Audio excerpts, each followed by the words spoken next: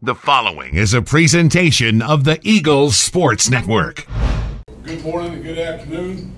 Thank everybody for coming and being here with us today. And Carson-Newman is grateful for your coverage and your support.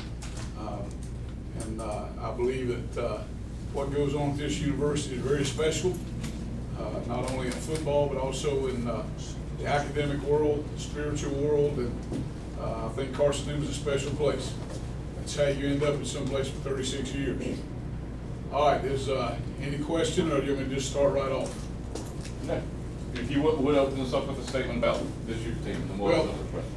I think this year's team started last year in November when we weren't selected for the playoffs, and told our kids, said, hey, there you are.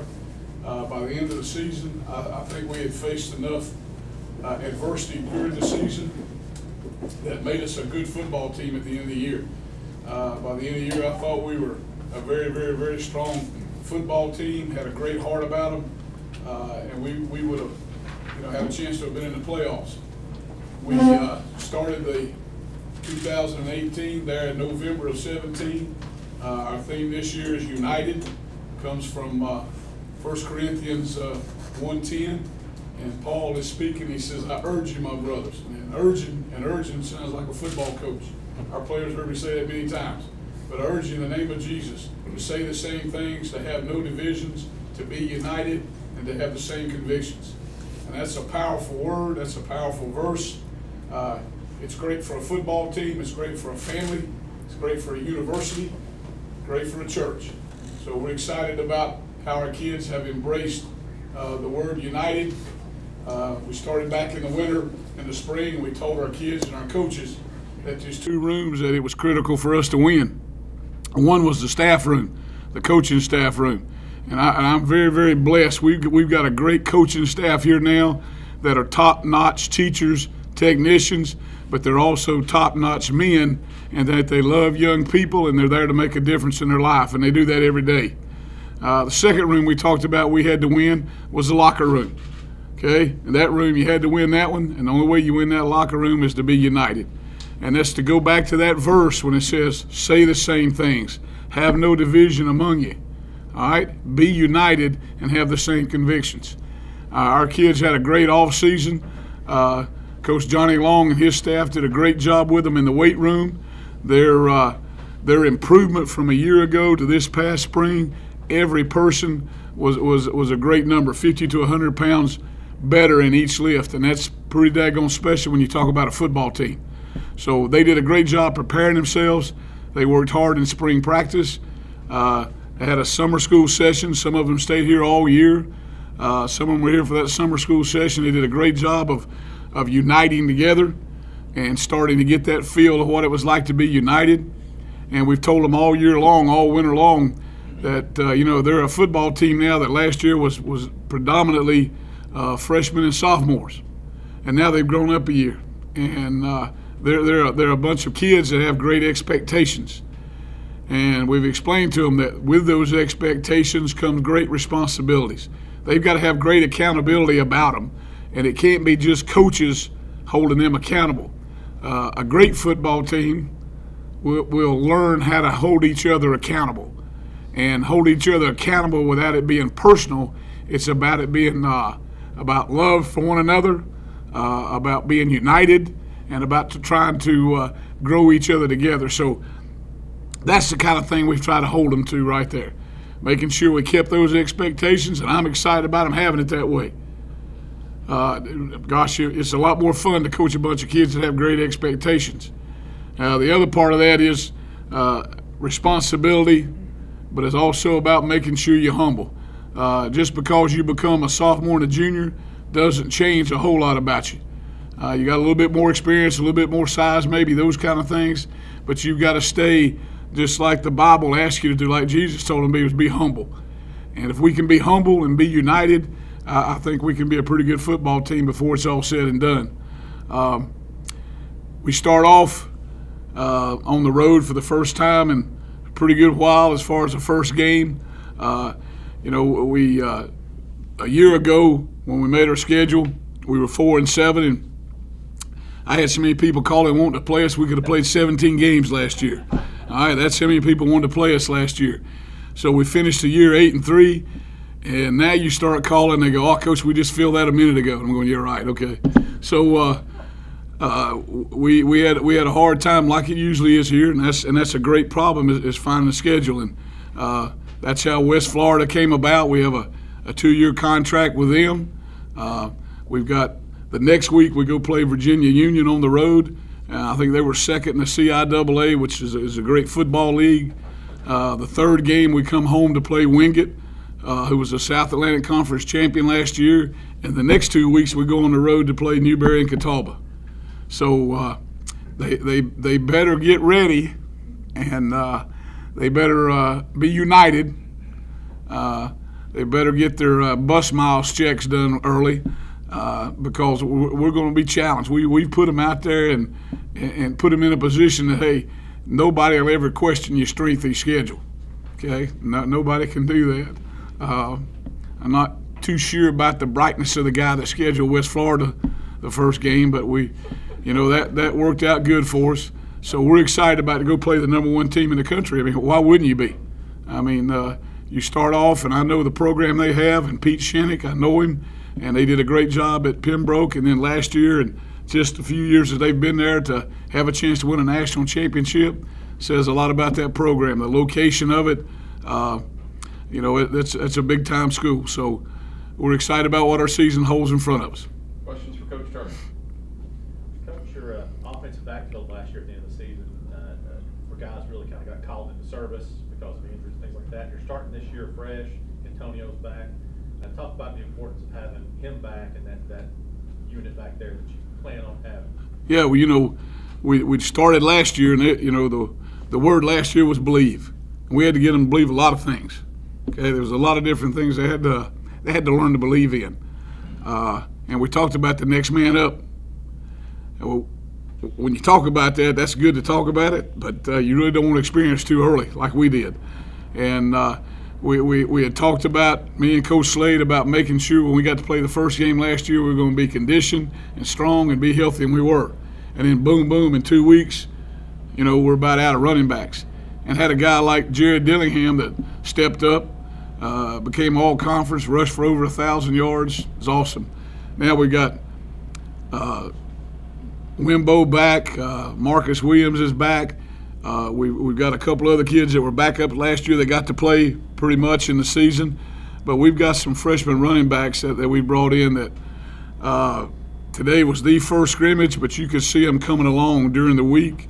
And, boy, I am excited about them. I am excited about them. As long as we can get them going in the right direction at the right time, that group will be fun to coach. You guys really opened up the passing offense last year, put a guy in the NFL with Dorian. But a new wide receiver starting unit this year. Right. Well, in the last 2 years, we've had 3 receivers playing in the pros. All right. Lonnie Williams is playing in Europe, and we had the track star. Our man, he's done a great job. And I just saw a picture the other night where he caught a pass there, and so Dorian's at Jacksonville. We brought in some receivers that I think are going to be special. Okay, they're still in the learning stage, but these are guys that can make plays and can be a game breaker when they get confident in everything they're doing. We had a transfer from a JUCO come in. We recruited a couple freshmen, a kid like Romaine Kelly from Spartanburg High School, who just looks like a man out there. Ed Aldridge is a young man we brought in from a JUCO out in Kansas, and he's from Florida. And those guys have really helped push the other receivers. And, when you talk about opening up things, it's anytime you take what a defense is giving you. If they're playing 9 in the box, then I'm hoping we got one-on-one beaters outside. And Dorian Miller was a great example of that. And I think these 2 guys will help us keep it a little bit more honest in there. Last year, preseason, I know Derek had to win that job outright over the other quarterbacks. Comes back after a tremendous first year as a starter, established guy now. What do you expect out of him here in year 2 as a starter? Well, I think his expectations match my expectations. I don't think there's any less than that. And he is a guy that's fun to be around. He's fun to for those other kids in the huddle to have around. They know he can make a play. He has got a better grasp of the offense to be in command of it. Had a couple turnovers today, but that can be corrected. But I think he's expecting himself to have a great year. You know, he comes in as an unknown, and what does he make? First or second team All-Conference last year. So, you know, and just a junior, he's got 2 years to go. So we're excited about having him back. A lot of continuity on the offensive line, though, that's always it's so important for what you guys need to do. Well, bless their hearts, we've been with them. When they were freshmen at one time, we started 5 freshmen. That's an event. And last year we had they had grown up a little bit. I think we had one senior in there at times. He graduated and has gone on to professional school. But right now we're finally, after 2 years, we feel like we're getting some depth at that position. Those guys have grown up. We've had 2 years of recruiting to help put it in there where we got, and it's for the first time in 2 years or 3 years we've had competition at that. So nobody's strutting around like I've got it made, and there's always somebody behind them that's just lurking and pushing, and that's a great setting for that group. You guys scored an awful lot of points last year. Do you expect the offense to keep up that kind of production? Well, yes, sir, absolutely. Absolutely. And to be honest with you, I thought it was a little bit of a down year. I know one thing, the biggest difference in 2016 and 2017 was we gave up 100 less points. Okay, that's the biggest difference right there. You can be a pretty good offense, and I think we scored like 35 or something a game, something like that. And but our big difference to help an offense is a defense that's not giving up points. And when you say in a year you gave up 100 less points than you gave the year before, that's a pretty good statement right there. So we're looking to hold that and be a little bit more exciting on offense with experienced guys in there and have some great expectations. Coach, what did you think of the scrimmage this morning? I was excited about the scrimmage. I really was.